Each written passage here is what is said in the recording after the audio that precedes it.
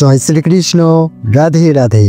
নমস্কার দর্শক বন্ধুরা, শ্রীমদ্ ভগবদ্গীতার জ্ঞান হল অমৃত স্বরূপ। এই কলিযুগে যে ব্যক্তি এই জ্ঞান অর্জন করবে তার সমস্ত সমস্যার সমাধান হয়ে যাবে। গীতার এই অমৃত জ্ঞান মানুষের মৃতপ্রায় মন এবং জীবনে এক নতুন প্রাণের সঞ্চয় ঘটায়। তাই বন্ধুরা, এই কথাগুলো সর্বদা মনে রাখবেন যে ব্যক্তি এই কথাগুলো মন দিয়ে শুনবে এবং ভিডিওটি শেষ পর্যন্ত দেখবে সে তার জীবনের সমস্ত সমস্যার সমাধান পেয়ে যাবে।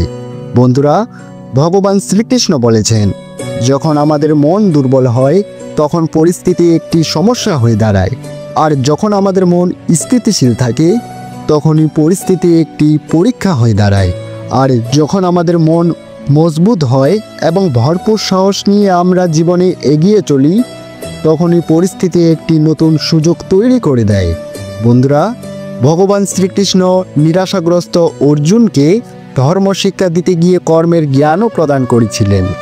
অর্জুন যখন ভগবান শ্রীকৃষ্ণকে প্রশ্ন করলেন এবং বললেন, হে মাধব, এই সংসারে কেন ভালো মানুষেরা সবসময় দুঃখ কষ্ট পায় আর খারাপ মানুষেরাই কেনই বা ভালো থাকে, সুখে থাকে?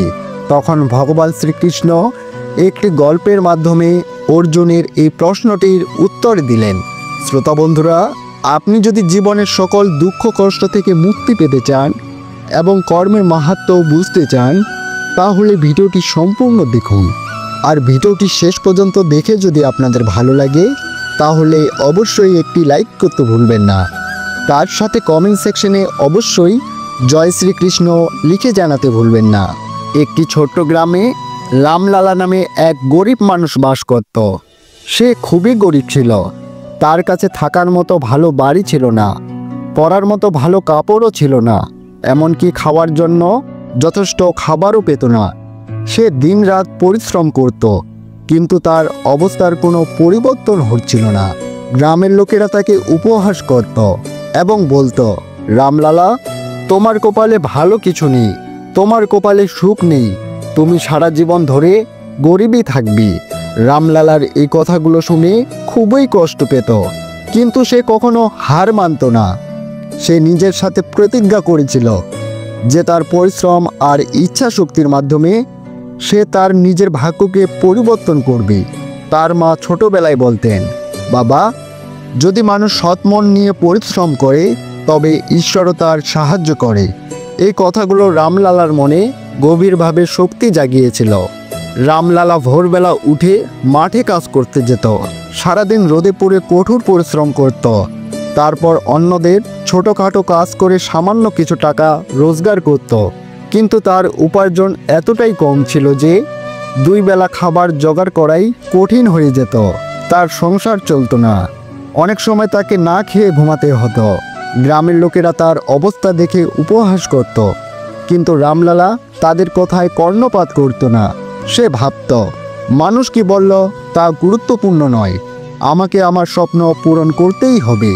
রামলালা ধীরে ধীরে নিজের উপার্জন থেকে সামান্য কিছু টাকা সঞ্চয় করতে লাগলো। এটি কিন্তু সহজ কাজ ছিল না। অনেক সময় তাকে নিজের প্রয়োজনীয়তাগুলোকেও অপেক্ষা করতে হয়েছে। সে সিদ্ধান্ত নিয়েছিল এই টাকাগুলোকে সে সঠিক কাজে ব্যবহার করবে।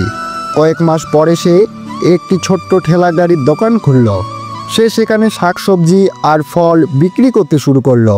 প্রথম দিকে লোকেরা তার দোকানে আসতো না, তারা ভাবত এই গরিব লোকটি কী বা বিক্রি করতে পারবে। কিন্তু রামলালা হাল ছাড়েনি।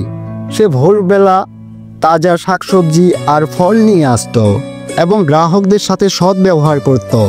ধীরে ধীরে রামলালার পরিশ্রম সফল হতে শুরু করলো। লোকেরা তার সততা ও পরিশ্রম দেখে মুগ্ধ হলো। তার দোকানে আসা ক্রেতার সংখ্যা বাড়তে শুরু করলো। এখন সে প্রতিদিন ভালো লাভ করতে শুরু করলো। সে তার ঠেলাগাড়ির দোকানকে একটি স্থায়ী দোকানে পরিণত করলো। রামলালার সাফল্যের সাথে সাথে নতুন একটি চ্যালেঞ্জও এলো। কিছু লোক তার সাফল্য সহ্য করতে পারছিল না এবং তার বিরুদ্ধে ষড়যন্ত্র করতে লাগলো। কিন্তু রামলালা তার সততা আর পরিশ্রমকেই তার হাতিয়ার বানিয়েছিল। সে লোকদের কথায় কান না দিয়ে তার কাজে মনোযোগ দিল। কয়েক বছরের মধ্যেই রামলালার দোকানটিকে গ্রামের সবচেয়ে বড় দোকানে পরিণত করল।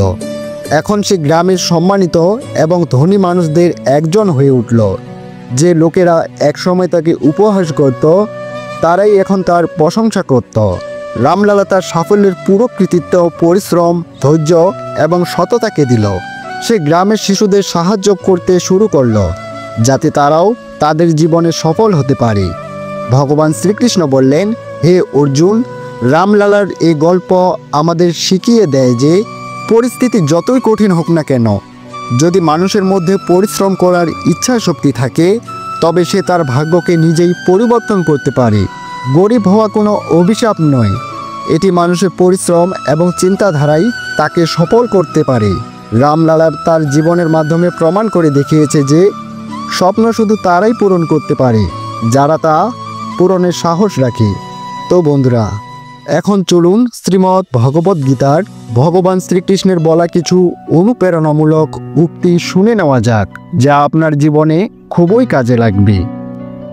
কুরুক্ষেত্রের রণাঙ্গনে মহাভারতের যুদ্ধে ভগবান শ্রীকৃষ্ণ অর্জুনকে আরও বললেন, হে অর্জুন, যখন সত্য ও অসত্যের মধ্যে লড়াই হবে তখন সত্য একা এসে দাঁড়াবে এবং অসত্যের বাহিনী দীর্ঘ হবে, কারণ অসত্যের পিছনে থাকবে মূর্খদের বিশাল বাহিনী।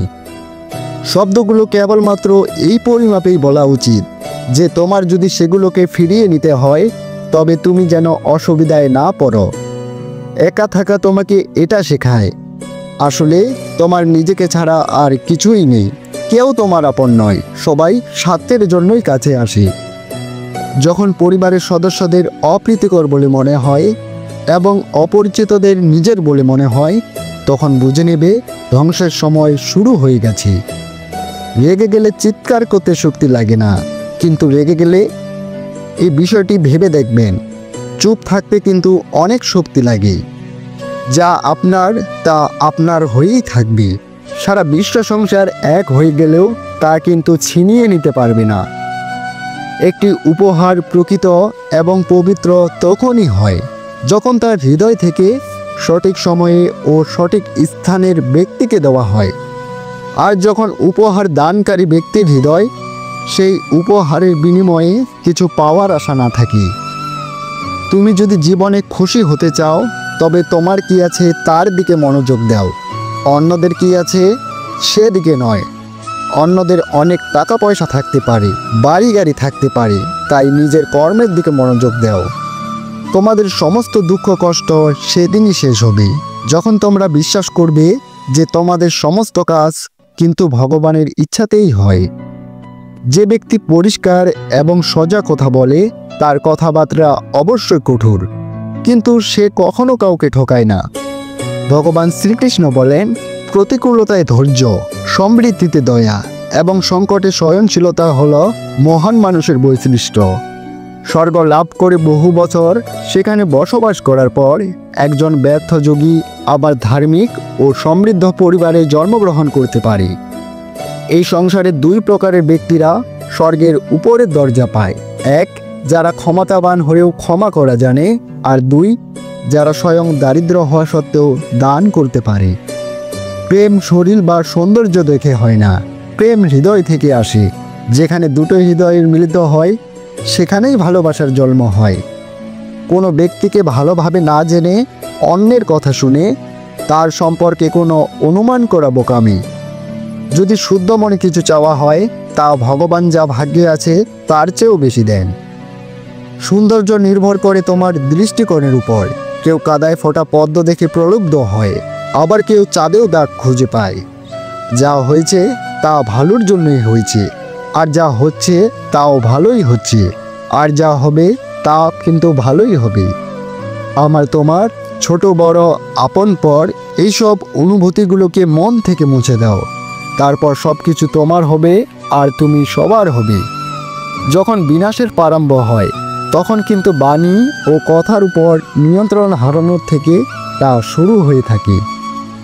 জীবনে শেষ কিছু বলে হয় না, আমাদের জন্য সব সময় নতুন একটি শুরুর অপেক্ষা করে। উত্থান হঠাৎ করে কারো হয় না, সূর্য ধীরে ধীরে উদিত হয় এবং উপরে ওঠে।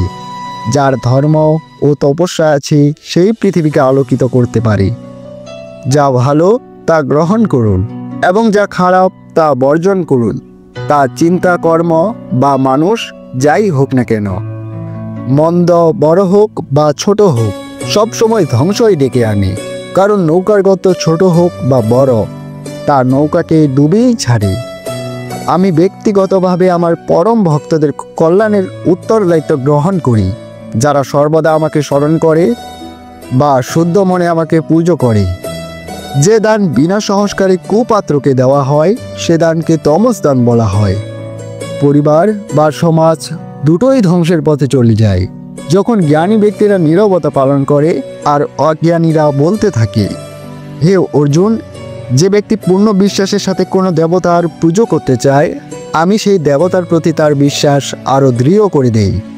তুমি ফিরে যেতে পারবে না আর শুরুকে পরিবর্তনও করতে পারবে না, কিন্তু তুমি যেখানে আছো সেখান থেকে শুরু করতে পারো আর শেষকে অবশ্যই পরিবর্তন করতে পারো। শ্রোতা বন্ধুরা, যখন আশা ভঙ্গ হতে শুরু করে আর কোনো পথ দেখা যায় না, তখন অবশ্যই একবার হলেও শ্রীমদ্ ভগবদ্গীতার আশ্রয় নিবি। শ্রোতা বন্ধুরা, আজ এখানেই শেষ করলাম। সকলে ভালো থাকুন, সুস্থ থাকুন। যদি ভিডিওটি আপনাদের ভালো লেগে থাকে তাহলে আপনজনদের উদ্দেশ্যে অবশ্যই শেয়ার করবেন।